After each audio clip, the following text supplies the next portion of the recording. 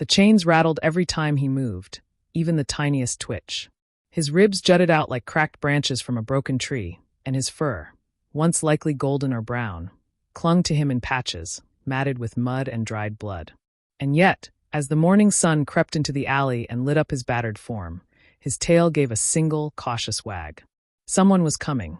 To most, he looked like a ghost of a dog, barely alive, too broken to care. But in his eyes, something still glimmered. A small flicker. Hope. As the footsteps approached, he didn't snarl or cower. He didn't retreat into the shadows or bark for defense. Instead, he did the one thing he knew might mean kindness. He wagged his tail. Every day had been the same for him. Kicks instead of pats. Chains instead of collars. Yelling instead of names. The world had given him no reason to trust.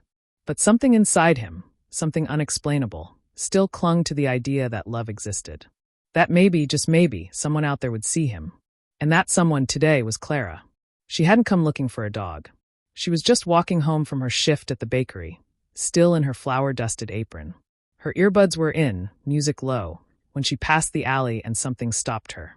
It wasn't the sound, he made none. It was a feeling. A pull.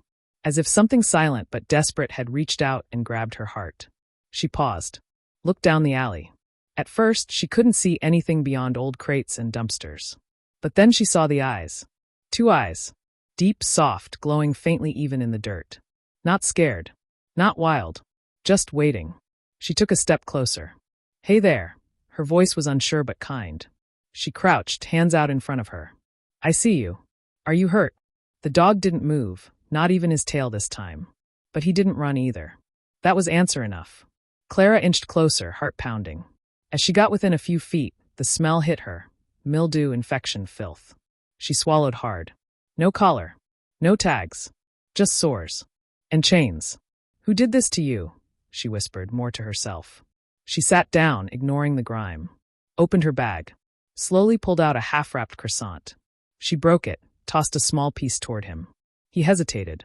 Then, shaking with effort, crawled forward and took it. Gently. Clara's eyes stung. Okay, she said softly. You're coming with me. It took 20 minutes to free him from the chains. She had to find a nearby stick to wedge them loose. The dog made no sound, only shivered. When the last bit of chain clanged to the ground, Clara realized she was crying. She didn't care that she had no plan. No leash. No approval from her landlord. All she knew was that she couldn't walk away. She wrapped him in her apron and carried him home. The walk was long, and her arms burned. But every time she looked down, he was watching her. Not with fear. Not even with pain. With trust. Back in her small apartment, Clara laid him down on an old quilt. He didn't protest. She offered him water. He drank. She offered more food. He ate, slowly, gently.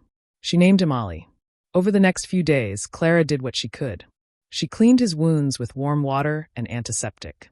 She brushed the knots from his fur, little by little. She made calls to local shelters and vets, trying to find help. And Ollie wagged his tail every single time she entered the room. Even when he couldn't stand, even when the fever made him tremble, he still wagged. One night, Clara curled beside him on the floor, stroking his bony head. You're not just some rescue, Ollie. You're a fighter. And I'm not letting you go. His tail gave a thump. Then another. But just as things began to feel a little brighter, something changed. Clara came home from work the next evening and found him lying stiff, panting hard, his eyes glazed with pain. She dropped her bag. Ollie! He didn't move. She rushed to his side, touched his chest, shallow breathing. Too shallow. No. Stay with me, she begged, wrapping him in a blanket. Her fingers trembled as she dialed the emergency vet. They said to bring him in immediately. She didn't even change out of her uniform. She carried him down the stairs, into the back seat of a borrowed car, her heart hammering like thunder in her chest. As she sped through the city streets, running every red light, her voice trembled. Just hold on, Ollie. Please. I can't lose you now. In the back seat, barely conscious, Ollie's tail gave a tiny twitch. And then went still.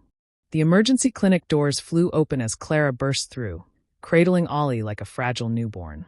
Nurses rushed to her side, their eyes widening at the state of the dog. One gently took him from her arms while another guided Clara to the front desk. Stay calm, the nurse said. We'll do everything we can. But Clara couldn't stay calm. Her heart was racing, throat tight with panic. As the vet team disappeared behind swinging doors, she stood there frozen, fingers clenched around her apron. It still smelled faintly of croissants, and now of fear. Minutes stretched like hours.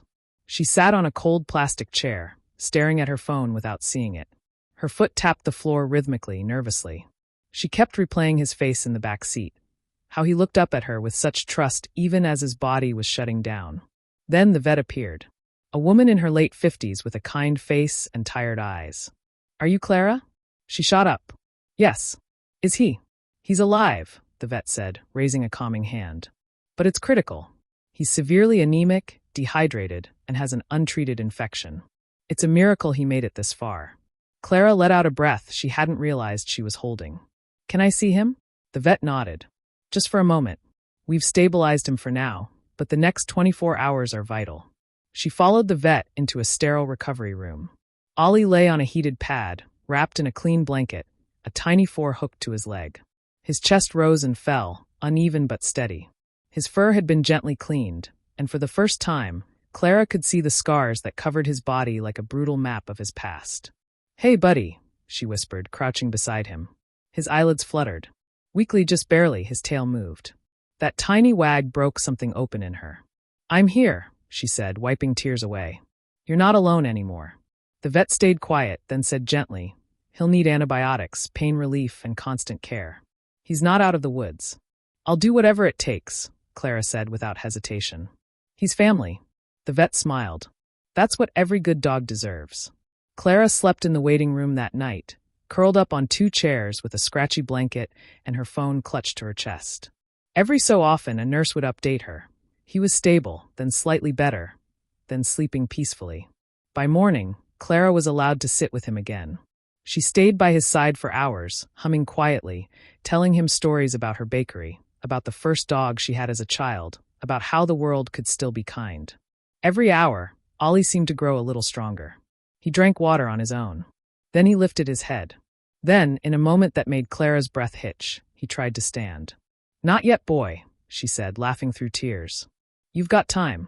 By the 3rd day, the vet called his recovery a miracle in motion. "You must have done something right," she told Clara, handing her a new set of medication instructions. "Most dogs in his condition, they give up. But he didn't." Clara smiled. He didn't because he believed someone would love him.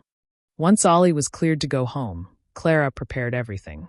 She bought him a Real bed, soft and warm. She stocked up on vet-approved food, set alarms for his meds, even took a week off work just to be with him. At home, Ollie was cautious at first. Every creak in the floor made him pause. Every shadow made him flinch. But with every gentle word, every treat offered with an open palm, every soft brushstroke through his fur, he began to believe he was safe. One evening, just after sunset, Clara was reading on the couch when she felt something brush against her leg. She looked down. It was Ollie. Not at a distance. Not on his bed. He had come to her. He rested his chin on her knee. She reached down, and he nuzzled her hand. Then, for the first time since he came into her life, he licked her cheek. It wasn't just affection. It was a thank you. A promise. Clara didn't say anything. She just hugged him close, feeling the weight of him, the warmth, the steady beat of a heart that had almost given up. And as he nestled into her lap, curling up like he'd done it his whole life, she whispered, "You're home now, Ollie. Forever." But as calm returned to their lives and Ollie began to heal, something unexpected knocked at their door. A knock Clara wasn't prepared for. She opened it to find a man in a suit, holding a clipboard. "Miss Clara Moore?" "Yes?" she asked, a sense of unease crawling over her. "I'm with Animal Control. We've had a report. It's about the dog you took in." Behind her, Ollie stood silently in the hallway, tail wagging. And just like that, the peace they'd built hung in the balance. Clara instinctively stepped between the man and Ollie, her heart pounding. "What kind of report?" The man glanced at his clipboard. "An anonymous tip. Someone claims you took in a dog without reporting it, possibly one involved in past abuse cases. We need to verify the situation." Clara's voice shook. "You mean someone wants to take him away?" "We're not here to seize anyone," the officer said, softening his tone. "We just need to assess his condition and ensure he's not under any claim of ownership or investigation." "He was chained in an alley," Clara said, her voice cracking. "Left to die. I didn't steal him, I saved him." The man nodded slowly. I believe you. But please let me take a look. Clara stepped aside. Ollie stayed still, watching the man carefully. The officer knelt, held out a hand. Ollie didn't back away. Instead, he sniffed the man's fingers, then wagged his tail. That's a good sign, the officer smiled. He examined Ollie gently, taking photos and notes. Poor guy's been through hell. But he's healing. Whoever had him before, this isn't their dog anymore. That's clear. Clara's shoulders sagged in relief. So what now? We file a report. Given the condition he was found in and the care you've provided, there's no reason he shouldn't stay with you. If anyone tries to claim him, they'll have to explain why he looked the way he did when you found him. He paused, looked at Ollie. But something tells me no one will come forward. Clara smiled. He finally belongs somewhere. The officer tipped his cap. Looks like it. You've given him more than shelter. You gave him a second life. When the door closed, Clara sank to her knees and hugged Ollie tight. He licked her cheek again, as if sensing the weight lifted from the air. Weeks turned into months. Ollie grew stronger every day. His fur thickened, his eyes sparkled with mischief. He chased butterflies in the park, barked happily at squirrels, and always ran back to Clara, tail wagging with joy. He learned to trust the world again, not because it changed, but because someone in it chose to be different. And Clara? She learned that rescue goes both ways. The day she found Ollie, she hadn't known how lonely she was. How much she needed someone to believe in her, too. Through every scraped paw and sleepless night, they'd healed together. Ollie's past didn't vanish. The scars remained, but they no longer defined him. They were simply reminders of what he'd endured and what he'd overcome. On the 1-year anniversary of the day they found each other, Clara baked him a dog-safe cake. She lit a candle, snapped a photo, and whispered, "To the bravest soul I know." He wagged, barked once, then devoured the cake in 2 bites. Later that night, as they sat under the stars on her porch, Clara leaned down. "You taught me something," she said, scratching his ears. "No matter how broken you feel, love has the power to rebuild you. You just have to let it in." Ollie sighed, content, head in her lap. And for the first time in a long time, the world felt right. Moral of the story asterisk. Asterisk love isn't just about saving others. It's about healing ourselves in the process. The most broken hearts often carry the strongest hope. And sometimes the ones we rescue end up rescuing us right back. Asterisk.